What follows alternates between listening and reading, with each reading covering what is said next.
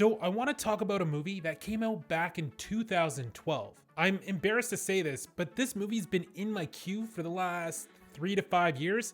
I can't even really remember how long it's been. So last weekend, I saw the poster in my queue and decided to just finally give this movie a shot. And well, that immediately prompted me to make me want to make this video. So here we are. And that movie, well, it's Wolf Children.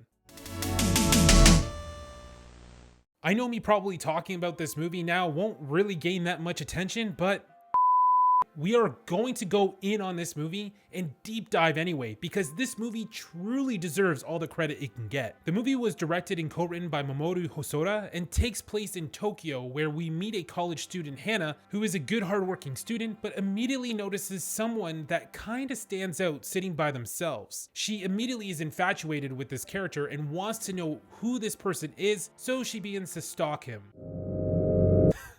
I'm just kidding. She manages to make small talk and offers to let him use her books when he decides to come join the class, but he's kind of dismissive from the start and doesn't really show much interest. Though she does notice just how kind he is with helping others. Oh, I have to mention this because I couldn't stop laughing. Just watch.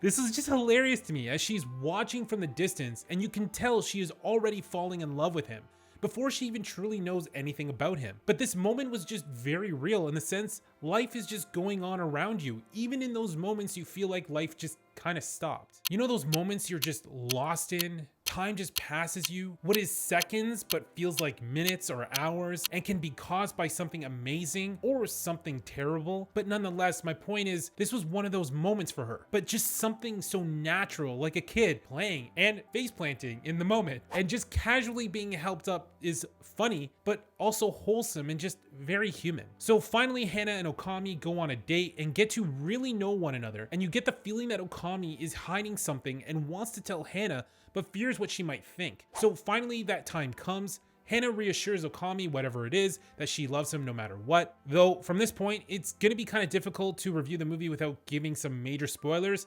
So this is that warning for everybody. There's gonna be spoilers. Alright, now that I can take the gloves off and go deep into this movie, let's continue. So Okami turns into a werewolf in front of Hana, and this moment had a long drawn out pause, as you can't quite tell if Hana is about to scream in utter fear or embrace and accept him for who he is.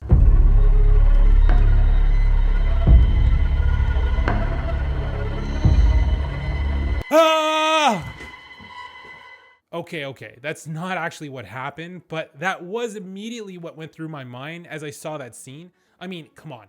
If you were dating someone, then they just transform into a wolf right in front of you, I don't think your first reaction would be, oh, hell yeah, let's get under these sheets with, you know, a wolf that has claws and teeth and a lot of things that could just kill me. No, your reaction would be, run the away. Anyway, despite this sequence being kind of weird as she makes love to him in his werewolf form, the underlying message is also very endearing as she loves him for who he is and not for who she wants him to be or think he is. And that is an incredible life lesson when getting into a relationship and liking the person for all their strengths and flaws. Despite me making jokes around all of this, I'm really enjoying the story and how it's been unfolding.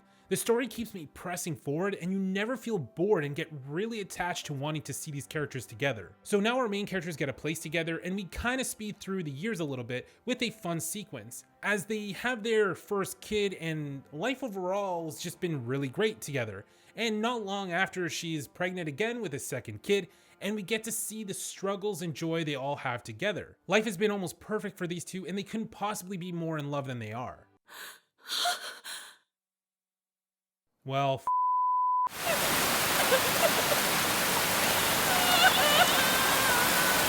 you unfortunately saw that correctly. That was Okami dead.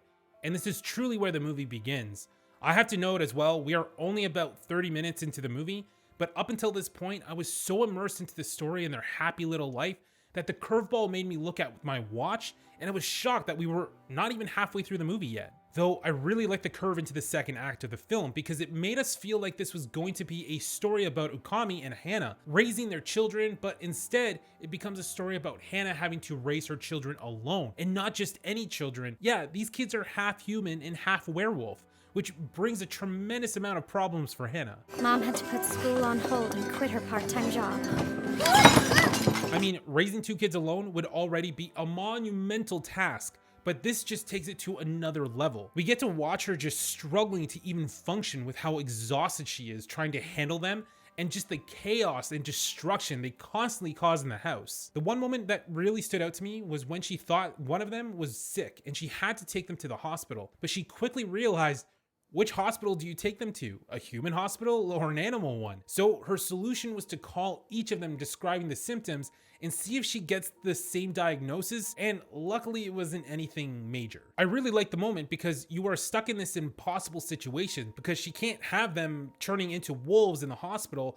That would obviously be the end of her family. So she had to find a workaround, and where there's a will, there's a way, and she found it. This inevitably makes her realize that she should move somewhere more remote and away from the city, so that way her kids can truly be themselves and work off that extra energy they have being able to freely move around. So before we keep progressing the story, I really want to talk about the animation and art style because I feel like there's just so much to digest here. I adore the animation style. The characters themselves had a more flat look to them and a simplicity in the art style, but yet at the same time they were complex with emotion and conveyed in such a beautiful way. And I thought it was a brilliant way to draw them because what truly stood out in this movie was everything around the characters. The background and world that was created around them was truly breathtaking, and on top of that had an insane level of detail that is truly jaw-dropping and gorgeous to look at. At times it looked so real that I thought they literally just took a picture and used that as a backdrop. Just simple scenes like Hana reading a book and drinking coffee or tea. Just look at that backdrop and the books behind her. This shot is only here for a moment, but yet the level of detail put onto the books, it's just mind-blowing. An easier shot would have been just not putting as much focus on the books, and you could have simply used a blur so they're more out of focus and putting her in more focus. And a shot like that would have looked just fine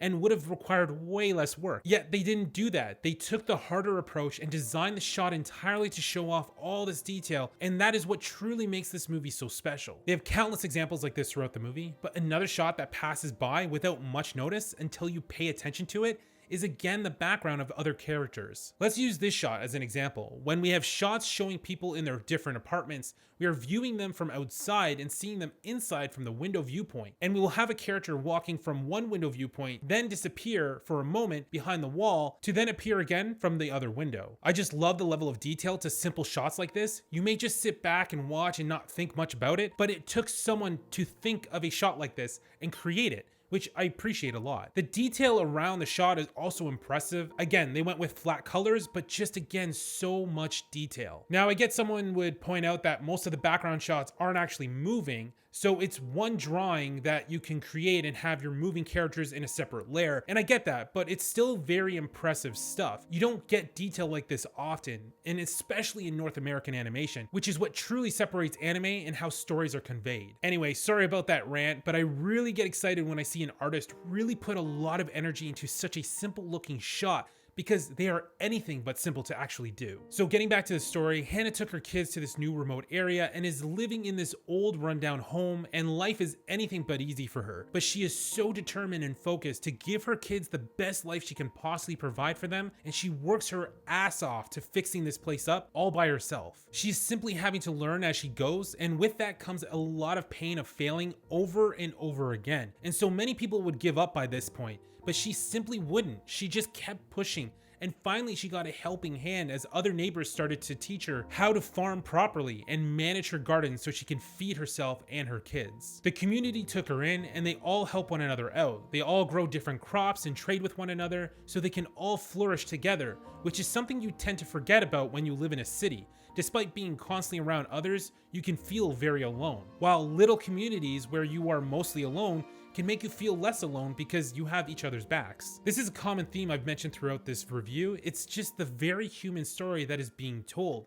and how we will go through similar struggles along the way, but also get moments of beauty and things to cherish. We get to watch the kids slowly grow up and now go to school where they have to hide their wolf halves, and we see the two kids go down very different paths. Yuki is very outgoing and wants to fit in with humans, while Ame doesn't want to do anything with school and realizes he wants to live more like a wolf and be out free in the wild. Though again, I have to take a moment to appreciate this sequence because I think it might be the biggest and most complex sequence in the entire movie that I thought was just simply so cool. They used this incredible shot where the camera pans left to right and does a tracking shot while going from one classroom to the next, and every time it tracks back, we see them doing something different, and this is done to portray time is passing and just wow, what a brilliant and complex way to do a shot like this. Tracking shots are nothing new in cinema, they are used all the time, but to do it in animation and in the way that Hosoda did is just breathtaking. It's moments like this that can take a movie to another level, and this one did just that. The moment I saw the sequence occurring, I was just amazed at everything that was going on, and the level of detail and direction you need to pull a shot like this off is just...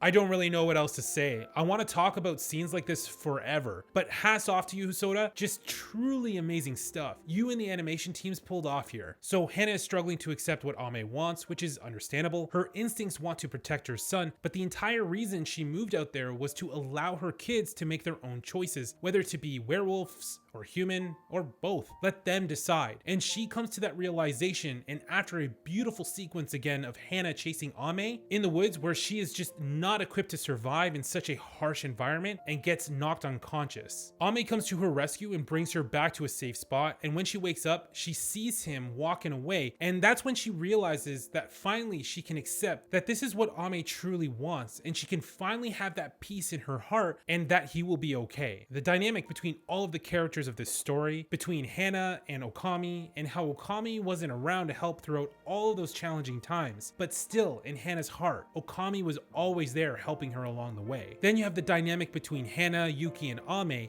and how their paths diverge and go in different directions, which is reminiscent of real life, and how as kids you might have a close family, but as you get older, some family members might move away for job opportunities or want to go in a different direction in life, and this can be hard to accept at first, but you find that peace in yourself because as long as they found that happiness that they're looking for, that is what truly matters. Everyone is looking for that level of happiness, and we all gotta find it in different ways and following our own paths to do it. And Hana is no exception, and she does exactly that. She is still the mother to Ame and Yuki and will always be there for them.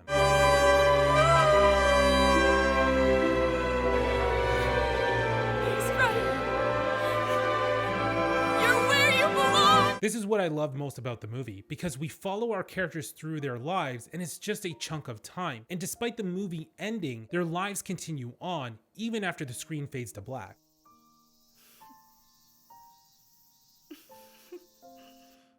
This is top-notch slice of life anime that truly fits the genre, and it's something I cannot recommend enough. The movie is a work of art and deserves a lot more attention. And I know, I'm 9 years late on this, but I'm hoping I can help bring a few more eyeballs to this amazing film because it simply deserves it. So have you seen the film? What did you think about it? And what were some of your favorite memorable moments? Let me know in the comments. This is definitely one of those movies that stay in your mind for a long time. Even after you finish it and you go to bed rethinking about it and you start to rethink your own life decisions. And to me, that alone tells me how truly special a movie like this actually is. If you made it this far into the review, thank you. It really means a lot as these can be a lot of work to edit. So if you did enjoy this, then consider subscribing, hit that like button, and click the bell to be notified when I drop my next video. That's all for this one. I'll see you in the next video.